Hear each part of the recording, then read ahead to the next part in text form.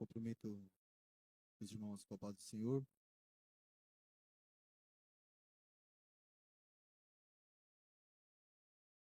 Evangelho de Jesus, escrito por Mateus, capítulo de número 16.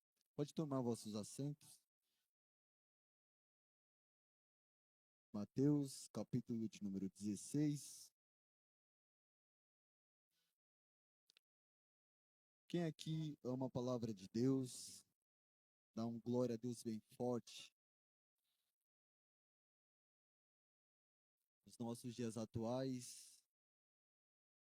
onde o antropocentrismo ou egocentrismo reina, aonde os louvores geralmente são para exaltação do ego humano, e as pregações é que Deus vai te dar um carro, uma casa.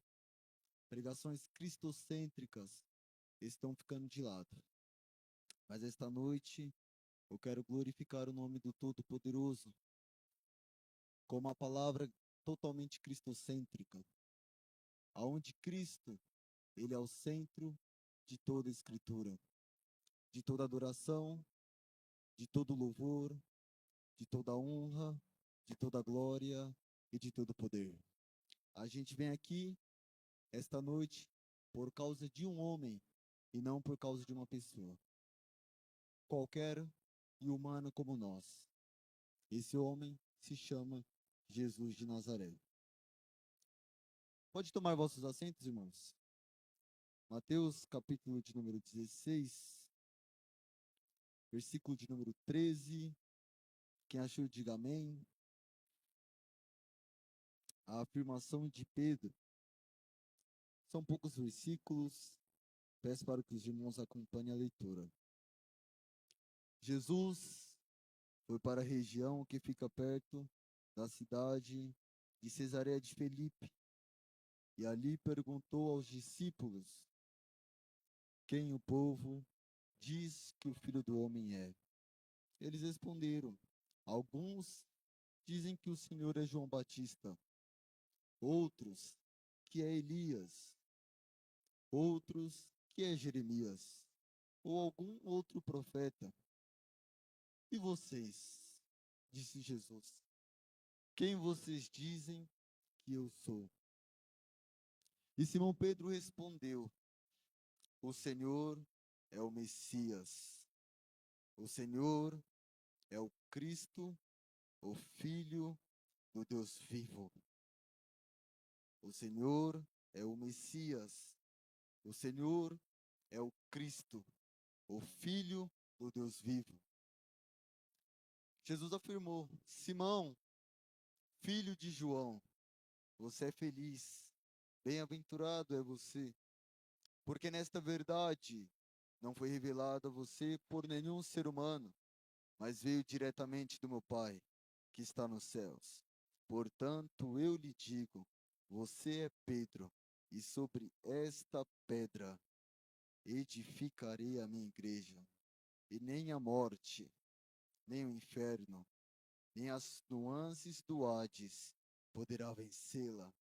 E eu lhes darei as chaves do reino do céu. E o que você proibir na terra será proibido no céu, e o que permitir na terra será permitido no céu. Então, Jesus ordenou que os discípulos não contassem a ninguém que ele era o Messias. Até aqui, o Senhor me deu esta palavra. Amados, é um texto muito familiarizado por aqueles que denominam ser cristão. Quase todos os irmãos já ouviram falar nesse texto, ou em um louvor, ou uma palavra, ou até mesmo em um seminário. E além de ser um texto muito conhecido, é um texto muito amado por todos nós. Porque é um texto onde Cristo, ele faz uma promessa para a sua igreja. E é a primeira promessa na profecia bíblica em relação à igreja. E o engraçado é que quem escreve este livro é é um seguidor de Jesus chamado Mateus. E como qualquer outro livro, ele é debaixo de uma inspiração divina. E o que nos chama a atenção é que o fato do escritor estar debaixo de uma inspiração divina, obrigado, de uma inspiração divina, não lhe torna com uma perca de consciência. O fato do escritor estar sobre a ação do Espírito, ele não está sem consciência, porque geralmente as pessoas acham, esse é o primeiro ponto, que a emoção ela é superior à razão, mas não. Geralmente na Bíblia, o apóstolo Paulo sempre deixou claro que a razão ela é necessária para o culto e a emoção em nenhum momento ela é superior do que a razão, já que é Deus que dá a razão para o ser humano e a emoção para o ser humano. Se a fonte é a mesma, ambos os atributos têm a mesma proporção. Geralmente, um culto avivado, ele não parte por emoção, pelo contrário, pela razão, porque a emoção é um sentimento passageiro. A razão, ela surge do fundo da alma, aonde vai mudar os nossos comportamentos e prática. Com razão, eu sei o que faço. Com razão, eu sei o porquê eu faço e o que eu estou fazendo. O apóstolo Paulo nos chama a atenção e ele diz: prestai-vos um culto emocional? Não. Sentimental? Não. Ele diz: prestai-vos um culto racional para Deus. O apóstolo Pedro diz que respondei com mansidão a qualquer um que perguntar. Ele não fala com emoção, ele não fala com sentimentos, mas ele fala com razão a respeito da vossa esperança.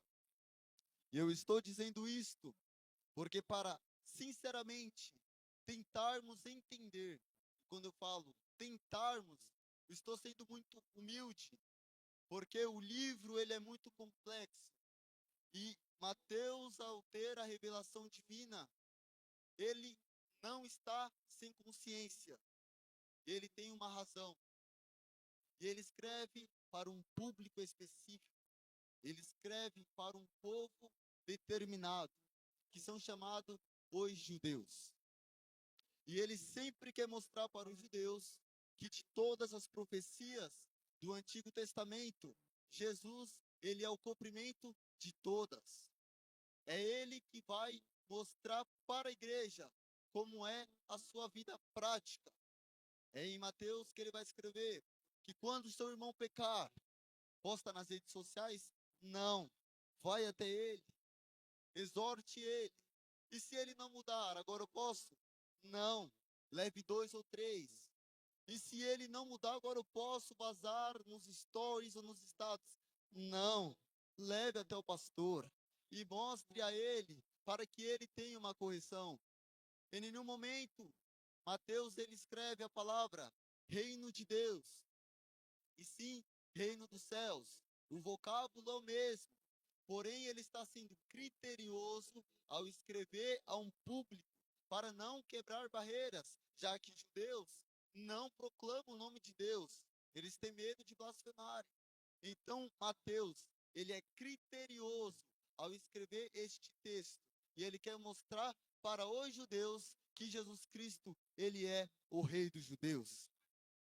É para Isaías que Jesus se apresenta como um rei que está assentado em um alto e sublime trono.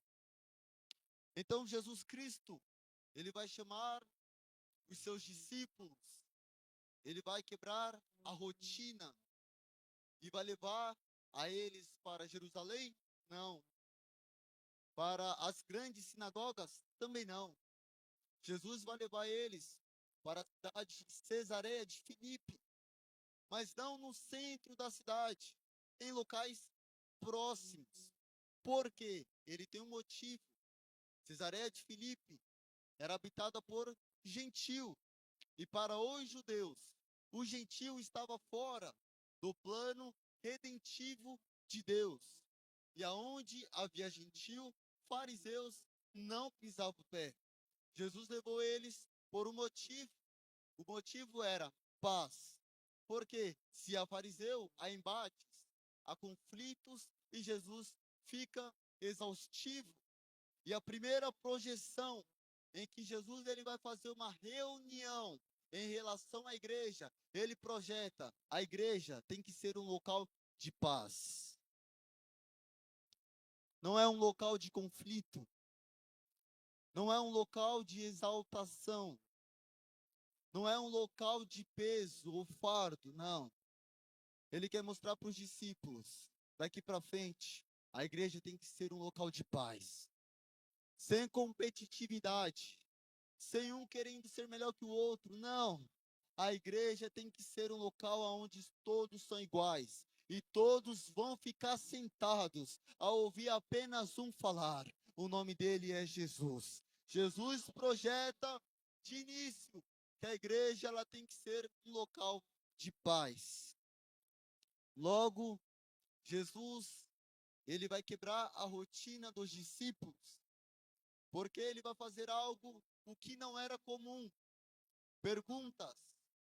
E perguntas sempre afronta o nosso intelecto. Perguntas nos tira do nosso campo de conforto.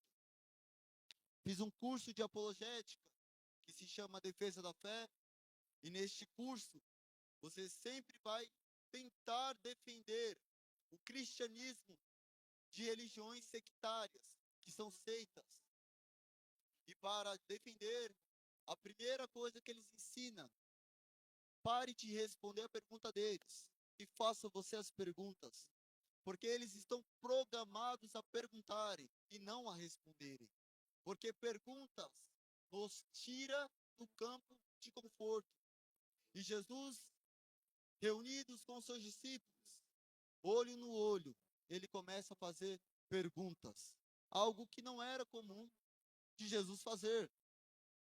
E a primeira pergunta que ele faz é o seguinte: quem os homens dizem que o Filho do Homem é? Ele não pergunta o que os homens dizem que o Filho do Homem faz. Não. Ele pergunta quem e não o que. Ele pergunta é e não faz. Vou repetir a pergunta: quem os homens dizem que o Filho do Homem é? Aí os discípulos vão ter uma resposta. Um deles vai falar: olha, Senhor, o Senhor, alguns te viram pregar e vão te chamar de João Batista. Alguns vão ver o Senhor realizar milagres. Vão dizer que o Senhor é Elias. Outros que viram o Senhor ter previsões vão dizer que o Senhor é Jeremias ou um outro profeta. Porém, olha que engraçado. A pergunta é, vamos voltar para a pergunta: quem os homens dizem que eu sou? Só que eles falam que o Senhor prevê, o Senhor prega e o Senhor realiza milagres. Essa não foi a pergunta de Jesus. Falar é ser ou fazer? Fazer. Pregar é ser ou fazer? Fazer. Só que Jesus perguntou: quem eu sou? E eles não souberam responder a pergunta. Logo, com todo respeito, Jesus releva a pergunta dos que estão de fora. Tá tudo bem. Agora, deixa eles. Mas agora eu vou perguntar para vocês, que estão todos os dias comigo. Vocês que deixaram tudo para trás, que vêm aos cultos na quarta, na quinta, na sexta e no domingo, deixaram amizades, ciclos, atitudes e postura, aonde que o centro da sua vida é ser um cristão. Para vocês agora a pergunta está fácil. E para vocês, quem eu sou? Só que é difícil responder esta pergunta. A gente definir o que é uma pessoa é fácil. O que ela faz? Se você inicia uma conversa com alguém desconhecida, você não vai chegar, quem é você? Você pergunta, olá, qual é o seu nome? O que você faz? Geralmente, em entrevista de emprego, ele pergunta quais são as suas qualidades. O que acontece? A maioria trava. Se eu te dou um papel e falo, escreve 20 linhas, pelo menos, sobre você. Aí a pessoa escreve, eu sou fulano de tal, portador do RG tal, do CPF tal, filho de ciclano, no CEP tal eu moro. Isso para enrolar e acaba não escrevendo quem ela é. Porque as pessoas têm dificuldades de entender qual é a sua própria identidade. E Jesus chega nos discípulos e pergunta, quem eu sou para vocês? Logo, um cutuca o outro. Permita-me. Um chega nele e fala, João, é você o discípulo amado? O que deita no peito de Jesus? O que se diz ser o principal? Vai lá, João. Responda para ele quem ele é. Aí o João olha, não, você tá doido? Tô fora. Vai você, André. Um jogando para o outro. Entra comigo no texto. Imagina a tensão dos discípulos ao ouvir Jesus fazer uma pergunta neste nível, pessoalmente. Aí ele levanta o mais emocionado, o mais impulsivo, o mais sem controle. Os mais éticos, os mais inteligentes, ficam todos sentados. O mais sem noção se levanta, o mais polêmico. Jesus, eu sei quem você é. Sabe mesmo? Eu sei. Aí um cutuca o outro, lá vai o emocionado. Lá vai o complicado. Lá vai o que só causa problema. O Senhor é o Cristo, o Filho do Deus vivo. Jesus, no mesmo instante, responde: é? E você sabe quem você é? Você é Pedro. E sobre esta pedra, sabe por que ele fala isso? Já que você descobriu quem eu sou, a partir de agora eu vou falar quem é que você vai ser. Porque quando descobrimos quem é verdadeiramente Jesus, a gente descobrimos a nossa própria identidade. Tu és o Cristo, o Filho do Deus vivo. Até aí então, tudo bem. E o que é ser Cristo? Todos sabem. É o ungido. E o que é ser o ungido? É aquele no Antigo Testamento que era profeta, que era rei, ou que era sacerdote, aqueles que realizavam ofícios religiosos. Logo, ser ungido é aquele que tem uma prática para Deus. O engraçado é que hoje em dia as pessoas acham que unção é o próprio referencial dela. Eu estou no culto, a irmã que alcança enormes agudos, a irmã que tem um timbre muito bom. As pessoas dizem, você viu como aquela irmã louva com unção? Já a irmãzinha que não sabe nem a letra, a pessoa chega, coça a cabeça. E o pregador que mais sofre? Você viu lá? O pregador tem uma unção inexplicável. Por quê? Você não viu como ele prega rápido, como ele levanta a voz? Todo mundo glorifica. E o pregador calmo, vixe, que ele ali está numa frieza espiritual inexplicável. Irmãos, mas você está vindo para adorar a quem? Ao homem ou a Deus? Devemos adorar apenas um, aquele que é digno de louvor, Jesus Cristo, o que esteve morto e ressuscitou. Ungido é aquele que realiza ofício. Ô irmão, senti uma unção muito forte, porque estava triste no culto e me alegrei. Não, isso não é unção não, irmão. Você apenas ficou feliz. Você quer ter unção?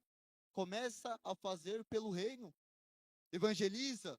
Aí eu falo que você tem unção. Porque ungido é aquele que tem prática, não aquele que sente.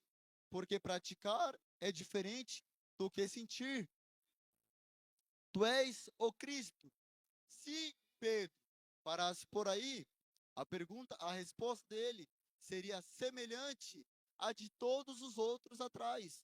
Mas ele continua, vírgula, tu és o Filho do Deus vivo. Aí eu imagino os olhos de Jesus brilhando, porque em João 3 fala que Jesus mesmo disse que Deus amou o mundo de tal maneira que enviou o seu Filho unigênito para morrer pelo mundo.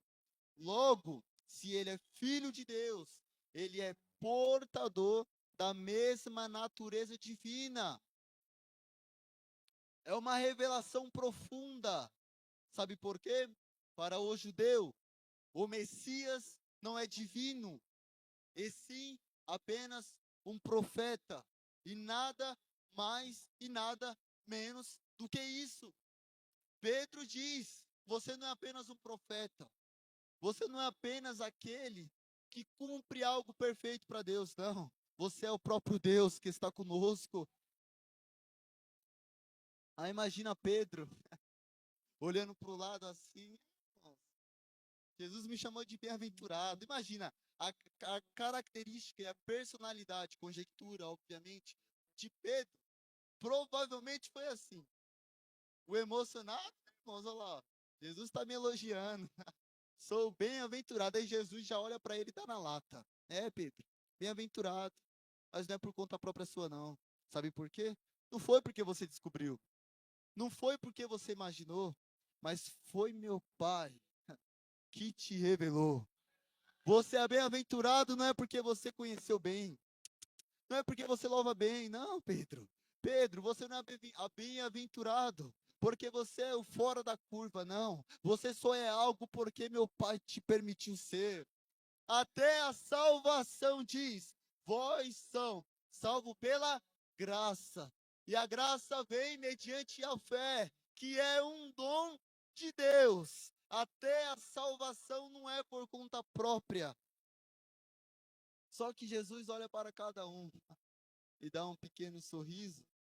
E se ele fizesse a mesma pergunta para um homem chamado Charles Taze Russell, criador da doutrina Os Testemunhas de Jeová: quem é Jesus para você? Eles no domingo de manhã ia bater na sua porta e responderia: ele não é nada mais, nada menos do que uma criatura criada em meio ao tempo. Ele não é o Todo-Poderoso.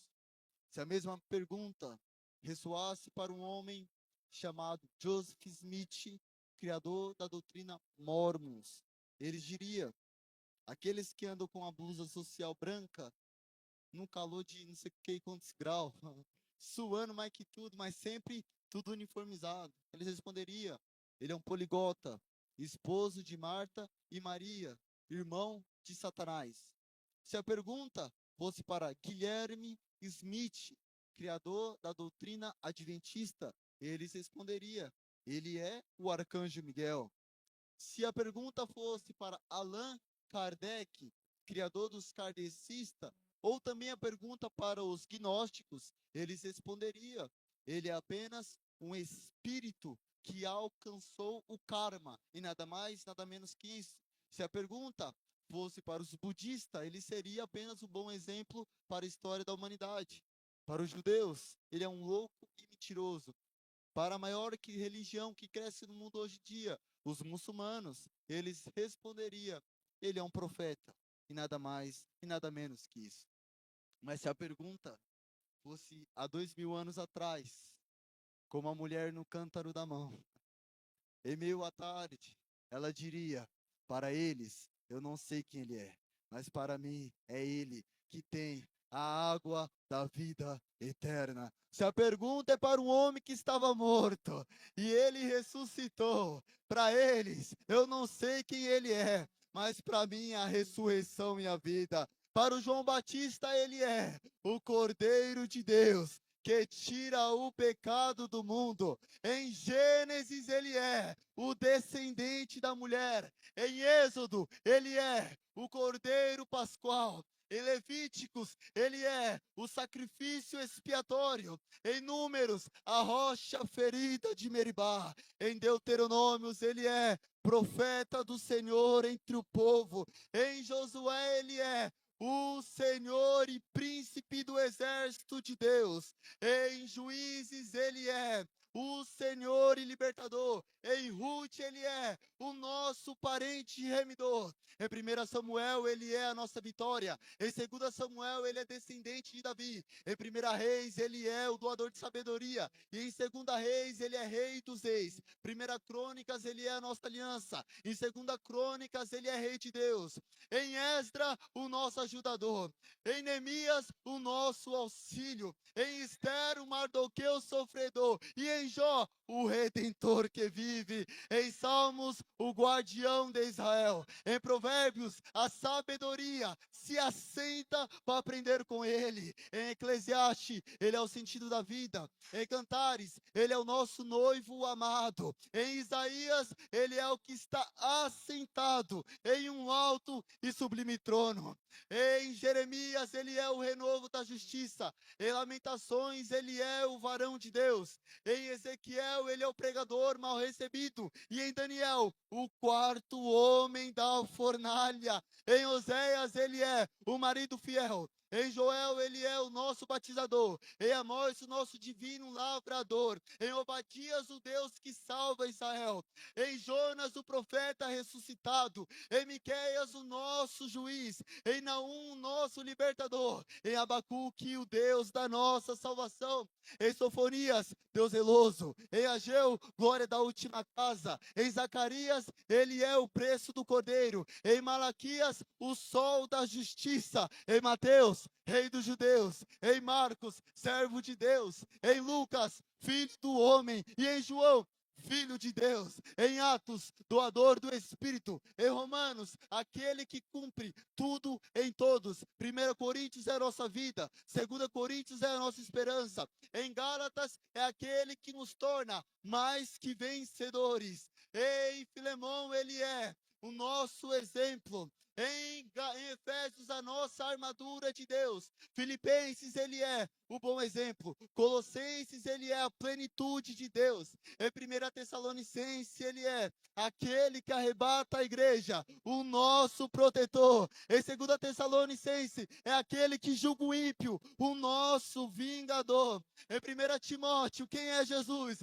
É ele, o único mediador entre Deus e os homens. Em 2 Timóteo, ele é a nossa esperança. Em Tito, ele é o nosso exemplo. Em Hebreus, o nosso intercessor. Em Tiago, o nosso modelo. Em 1 Pedro, ele é a pedra principal. Em 2 Pedro, ele é a nossa força. Em 1 João, ele é o caminho. Em 2 João, a verdade. Em 3 João, a vida. Em Judas, o protetor. E no Apocalipse, é ele que vem sentado num cavalo branco. E na sua coxa escrita, Rei dos Reis, Rei dos Reis. João, quem é Jesus para você? O Alfa, o Ômega, o princípio, o fim, o primeiro, o derradeiro, o que era, o que é e o que há de vir. E para a Assembleia de Deus, é aquele que cura, é aquele que salva, é aquele que liberta, é aquele que transforma, é o que faz paralítico saltear, cego enxergar, mudo entoar cânticos. Pedro, e para você? Tu és o Cristo, o Filho do Deus vivo. E Pedro, sobre esta pedra edificarei a minha igreja. Aleluia.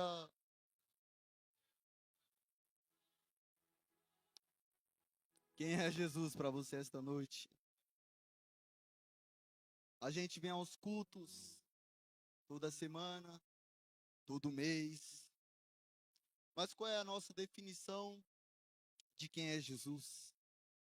Por que que abandonamos tudo para seguir um homem deste nível? Mas muitos não sabem a sua definição. Mas para conhecer ele, é joelho no chão e leitura da palavra. Porque quando conhecemos a Jesus, ele nos revela a nossa identidade. E quando a gente reconhece e declaramos quem Ele age de prontidão, de uma forma positiva. Para Pedro, ele falou: você é bem-aventurado. Para Marta, Marta, quem eu sou? Você é o filho de Deus, é? Mas eu vou mostrar, se você sabe quem eu sou, eu vou te mostrar o que eu sou capaz. Lázaro, vem para fora.